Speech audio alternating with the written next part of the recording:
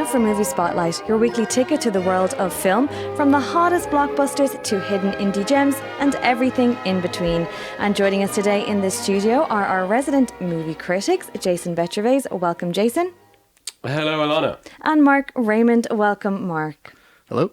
Let's dive right in. Jason, following on from last week's melodrama, you've chosen another film from the same genre, Once We Were Us. That's right. I did say there was a clear trend. I did say that. And here we go. So here's another melodrama.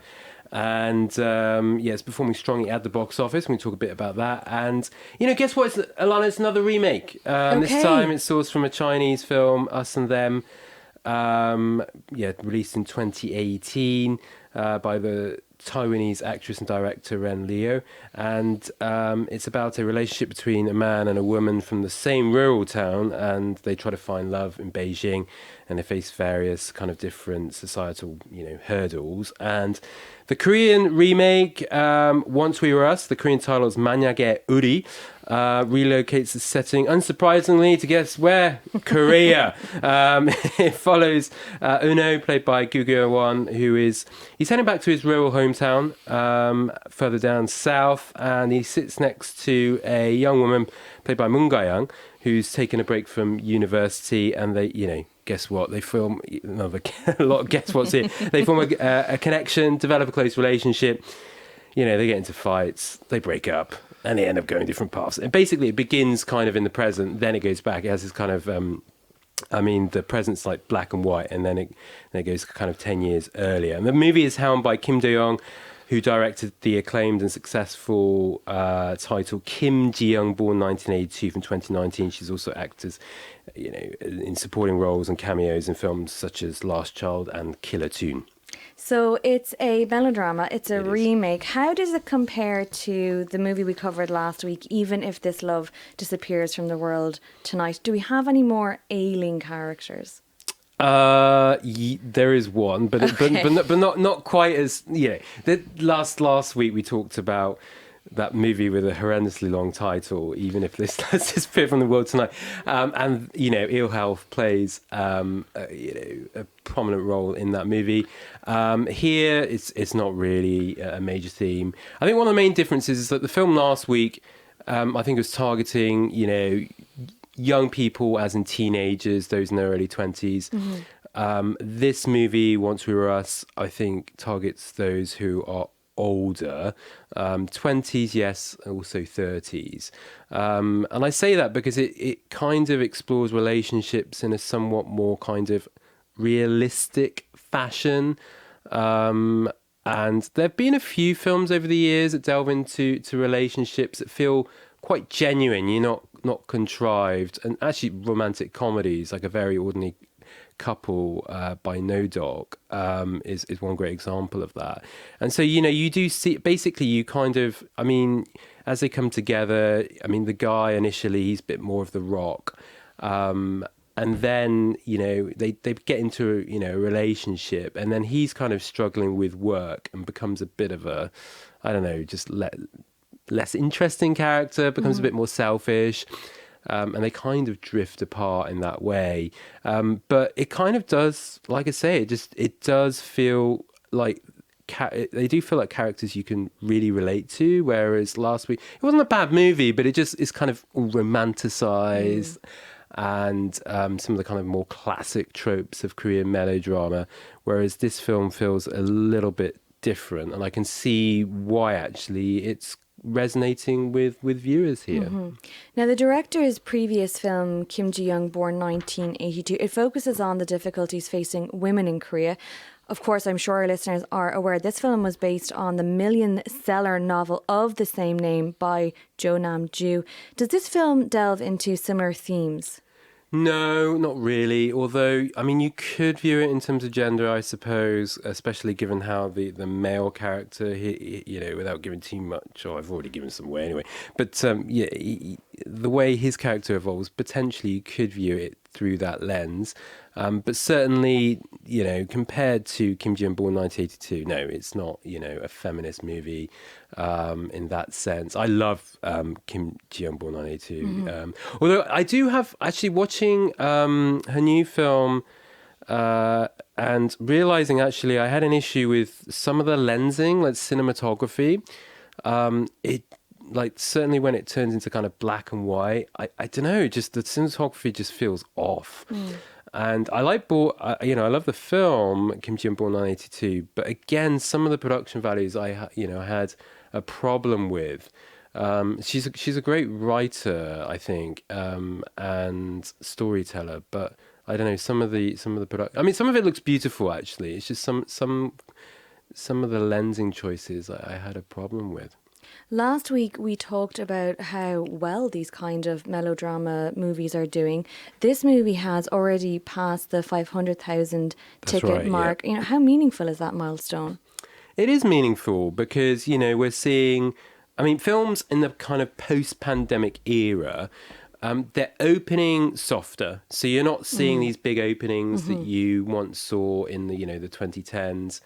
And and a lot of films did quite well. And yes, sure, they were still reliant on word of mouth to give the films that longevity.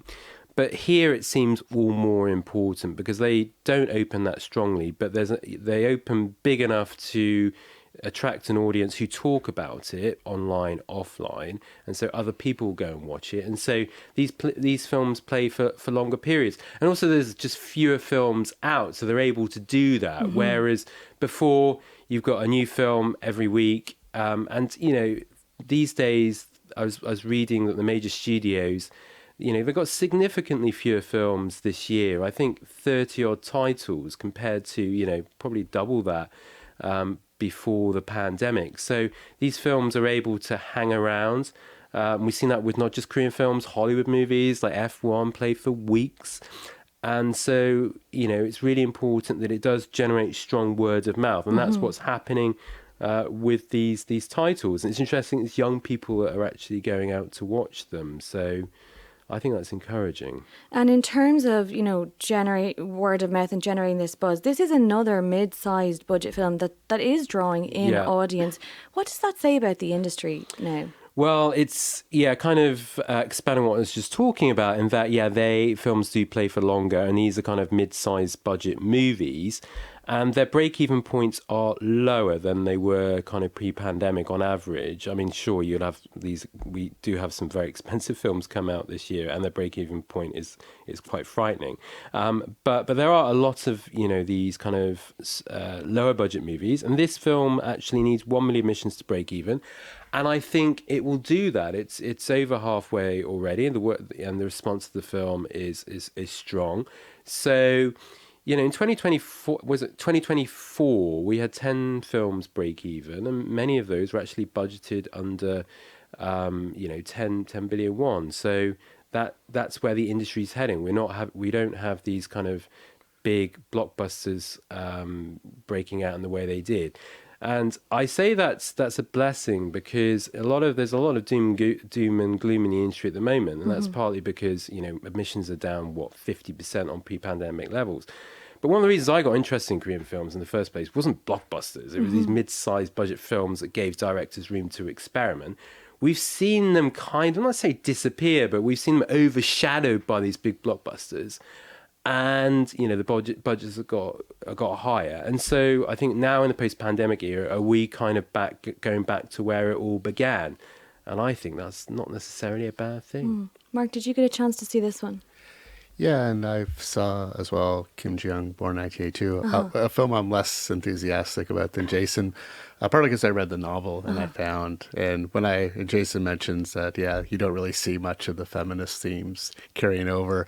And my big complaint about Kim Ji-young, Born 1982, the film, is just that it loses a lot of the edge and turns that novel into a melodrama.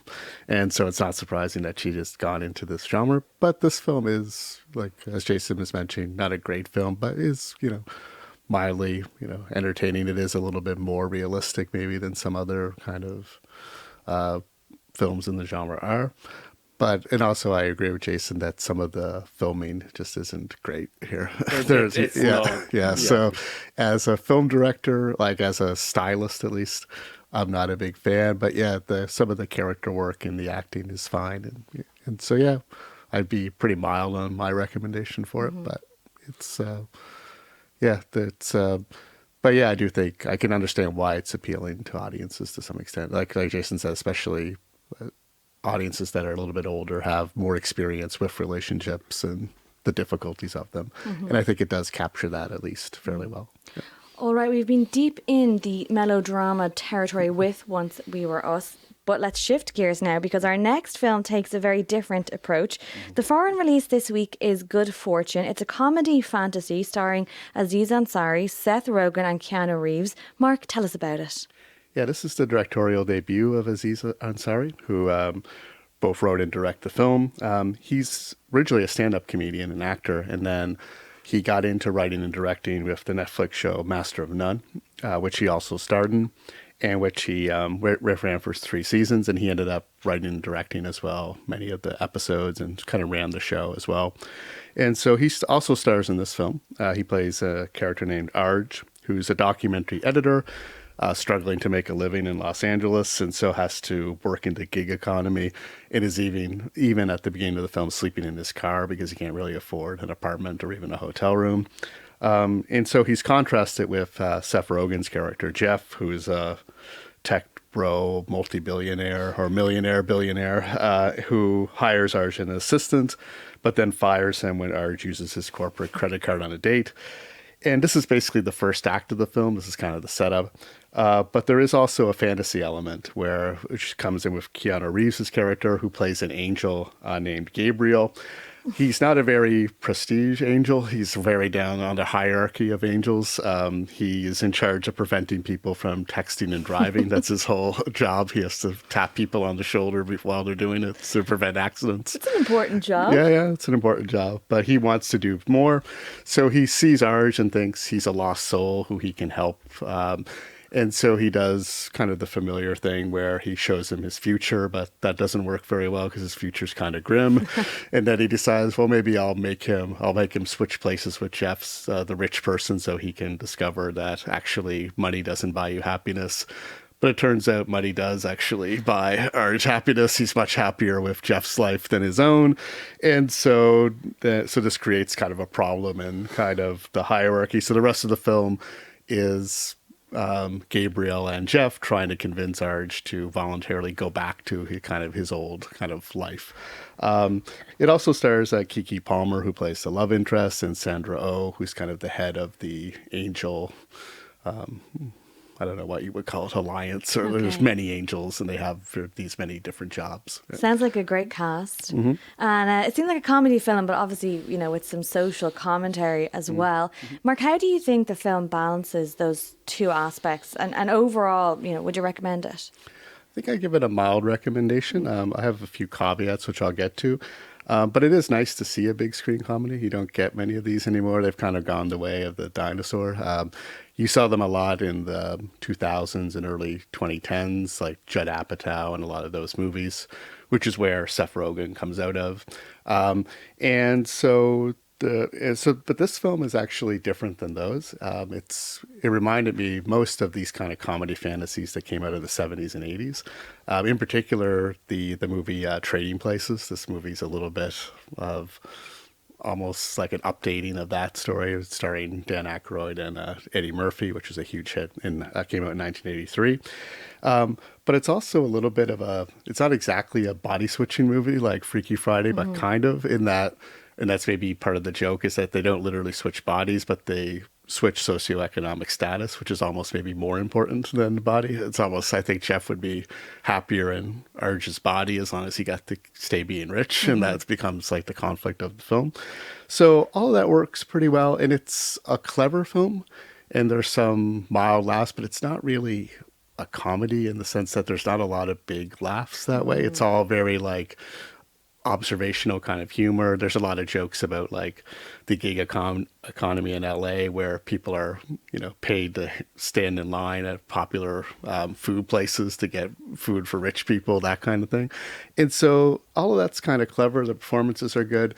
But yeah, as a comedy, it doesn't quite work that well. And so it ends up having some tonal problems in that it's trying to address these social issues, but it's not really. It's a little bit silly.